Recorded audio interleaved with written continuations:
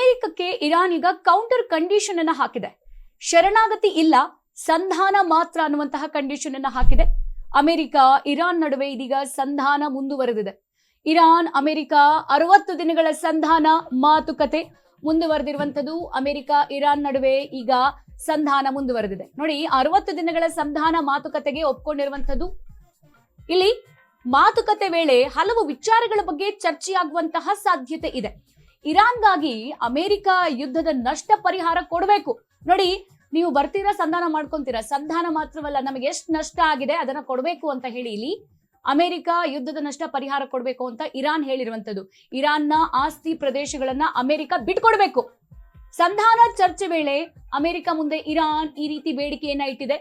ಇರಾನ್ನ ಕೆಲವು ವಿಚಾರಗಳಿಗೆ ಈಗ ಸ್ಪಂದನೆಯ ಮಾಹಿತಿಯನ್ನ ಕೊಡಲಾಗಿದೆ. ಅಮೆರಿಕದ ಹಲವು ಬೇಡಿಕೆಗಳನ್ನ ಇರಾನ್ ಈಗ ತಿರಸ್ಕರಿಸಿದೆ. ನೀವು ಹೇಳಿರೋದು ಯಾವುದು ಬೇಡಪ್ಪ, ನಾವೇನ್ ಕಂಡೀಷನ್ ಹಾಕ್ತೀವಿ, ನಾವೇನ್ ಕೇಳ್ತೀವಿ ಅದನ್ನಷ್ಟೇ ನೀವು ಕೊಡಬೇಕು ಅಂತ ಇರಾನ್ ಅಮೆರಿಕ ಇಟ್ಟಂತಹ ಬೇಡಿಕೆಗಳನ್ನ ತಿರಸ್ಕರಿಸಿದೆ. ಅಮೆರಿಕ ಮುಂದಿಟ್ಟು ಡೀಲ್ಗಳಿಗೆ ಇರಾನ್ ಕೌಂಟರ್ ಅಟ್ಯಾಕ್ ಮಾಡಿದೆ. ತನ್ನ ಸಾರ್ವಭೌಮತೆ ಬಿಡೋದಿಲ್ಲ, ಶರಣಾಗತಿ ಮಾತೇ ಇಲ್ಲ ಅಂತ ಇರಾನ್ ಕಡ್ಡಿ ಮುರಿದಾಗಿ ಹೇಳಿದೆ.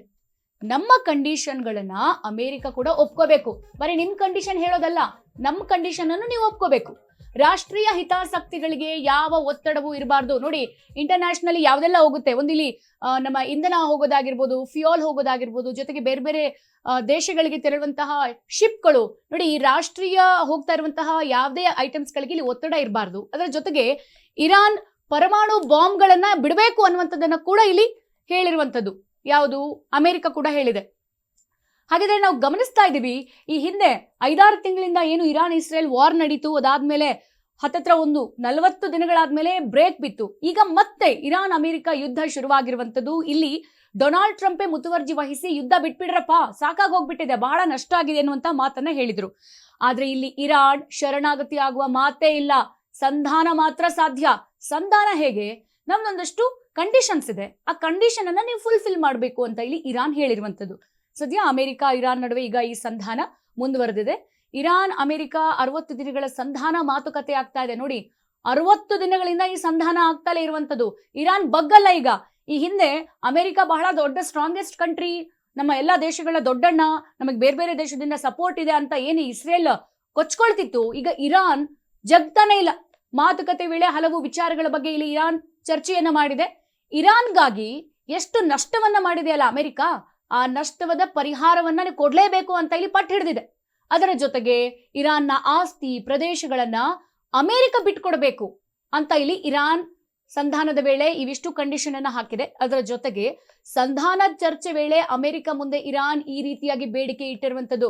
ನೋಡಿ, ಆಯ್ತು ಶರಣಾಗತಿ ಆಗೋಣ, ಆದ್ರೆ ಸಂಧಾನದಲ್ಲಿ ನಮ್ಮ ಒಂದಷ್ಟು ಕಂಡೀಷನ್ಸ್ಗೆ ನೀವು ಒಪ್ಕೋಬೇಕು, ಅದನ್ನ ಸರಿ ಮಾಡ್ಕೊಡ್ತೀರಾ, ಸರಿದೂಗಿಸ್ಕೊಡ್ತೀರಾ, ಸರಿ ಅಂತ ಹೇಳ್ತೀರಾ, ಅದಾದ್ಮೇಲೆ ಯುದ್ಧ ಬಂದ್, ಇಲ್ಲಾಂದ್ರೆ ಯುದ್ಧ ನಿಲ್ಲಿಸುವಂತಹ ಸಾಧ್ಯತೆನೇ ಇಲ್ಲ. ಇರಾನ್ನ ಕೆಲವು ವಿಚಾರಗಳಿಗೆ ಸ್ಪಂದನೆ ಕೊಡುವಂತಹ ಮಾಹಿತಿ ಈಗ ಸಿಕ್ಕಿರುವಂತದ್ದು. ಅಮೆರಿಕದ ಹಲವು ಬೇಡಿಕೆಗಳನ್ನ ಈಗ ಇರಾನ್ ತಿರಸ್ಕರಿಸಿದೆ. ನೀವೇನ್ ನಮಗೆ ಬೇಡಿಕೆ ಕೊಡೋದು, ಇಷ್ಟೆಲ್ಲ ನಾಶ ಮಾಡಿದಿರಲ್ಲ, ಈಗ ನಮ್ ಕಂಡೀಷನ್ ನೀವು ಒಪ್ಕೊಳ್ಳಿ ಅಂತ ಹೇಳಿ ಇಲ್ಲಿ ಸಾರಾ ಸಗಟಾಗಿ ಇರಾನ್ ಅಮೆರಿಕಕ್ಕೆ ಹೇಳಿದೆ. ಅಮೆರಿಕದ ಮುಂದಿಟ್ಟಂತಹ ಕೆಲವು ಡೀಲ್ಗಳಿಗೆ ಇರಾನ್ ಕೌಂಟರ್ ಅಟ್ಯಾಕ್ ಮಾಡಿದೆ. ತನ್ನ ಸಾರ್ವಭೌಮತೆಯನ್ನ ಬಿಡೋದಿಲ್ಲ, ಶರಣಾಗತಿ ಆಗುವಂತಹ ಮಾತೇ ಇಲ್ಲ ಅಂತ ಕಡ್ಡಿ ಮುರಿದ ಹಾಗೆ ಹೇಳ್ಬಿಟ್ಟಿದೆ ಇರಾನ್. ನಮ್ಮ ಕಂಡೀಷನ್ಗಳನ್ನ ಅಮೆರಿಕ ಕೂಡ ಒಪ್ಕೋಬೇಕು ಅಂತ ಹೇಳಿ ಇಲ್ಲಿ ಇರಾನ್ ಹೇಳಿರುವಂತದ್ದು. ರಾಷ್ಟ್ರೀಯ ಹಿತಾಸಕ್ತಿಗಳಿಗೆ ಯಾವ ಒತ್ತಡ ಕೂಡ ಇರಬಾರ್ದು. ಇರಾನ್ನ ಪರಮಾಣು ಬಾಂಬ್ಗಳನ್ನು ಕೂಡ ಇಲ್ಲಿ ಬಿಡಬೇಕು ಅಂತ ಅಮೆರಿಕಕ್ಕೆ ಹೇಳಿದೆ. ಗಮನಿಸ್ತಾ ಇದೀವಿ, ಇರಾನ್ ಹಾಗೆಯೇ ಅಮೆರಿಕ ಬಹಳ ದೊಡ್ಡ ಒಂದೇನು ಯುದ್ಧದ ಪರಿಣಾಮ ಬೀರಿರುವಂತದ್ದು. ಇರಾನ್ ಬಹಳ ಚಿಕ್ಕ ಪ್ರದೇಶ ಅಂತ ಹೇಳಿ ಈ ಹಿಂದೆ ಇಸ್ರೇಲ್ ಯಾವ ರೀತಿ ನಾಶ ಮಾಡ್ತು, ಹೆಂಗ ಮಿಸೈಲ್ಸ್ ಅಟ್ಯಾಕ್ ಮಾಡ್ತು, ಏನೆಲ್ಲ ನಾಶವಾಯ್ತು, ಅಲ್ಲಿ ನಾಗರಿಕರು ಹೇಗ್ ಬೆಚ್ಚಬಿದ್ರು, ಎಲ್ಲ ಅಂಶಗಳನ್ನ ಕೂಡ ನಾವು ಗಮನಿಸಿದ್ವಿ. ನೋಡಿ, ಈಗ ಇರಾನ್ ಪ್ರಬಲ ಬಲಿಷ್ಠ ದೇಶ ಅನ್ನೋದನ್ನ ಮತ್ತೆ ಪ್ರೂವ್ ಮಾಡ್ತಾ ಇದೆ. ಹೇಗೆ? ನೀವು ನಮಗೆ ಕಂಡೀಷನ್ ಹಾಕೋದಲ್ಲ, ಶರಣಾಗತಿ ಸಾಧ್ಯನೇ ಇಲ್ಲ, ನಮ್ಮ ಬೇಡಿಕೆಗಳನ್ನ ಕೂಡ ನೀವು ಪೂರೈಸಬೇಕು. ಇಷ್ಟು ದಿನ ನೀವು ಹೇಳಿದ್ದಾಯ್ತು, ನೀವು ಕೇಳಿದ್ದಾಯ್ತು, ಇನ್ನು ಅದು ಯಾವುದೂ ಆಗಲ್ಲ, ನಾವು ಯುದ್ಧ ನಿಲ್ಲಿಸ್ಬೇಕಾ, ನಮ್ಮ ಕಂಡೀಷನ್ ಅನ್ನು ಒಪ್ಕೊಳ್ಳಿ ಅಂತ ಇಲ್ಲಿ ಕೌಂಟರ್ ಅಟ್ಯಾಕ್ ಮಾಡಿದೆ ಅಮೆರಿಕಕ್ಕೆ. ಇವಿಷ್ಟು ಈ ಕ್ಷಣದ ಪೊಲಿಟಿಕಲ್ ನ್ಯೂಸ್ ಅಪ್ಡೇಟ್ಸ್. ನೆಲ ಜಲ ಭಾಷೆಗಾಗಿ ಪ್ರಾಮಾಣಿಕ ಪತ್ರಿಕೋದ್ಯಮ ನೋಡ್ತಾ ಇರಿ ಫೋಕಸ್ ಟಿವಿ.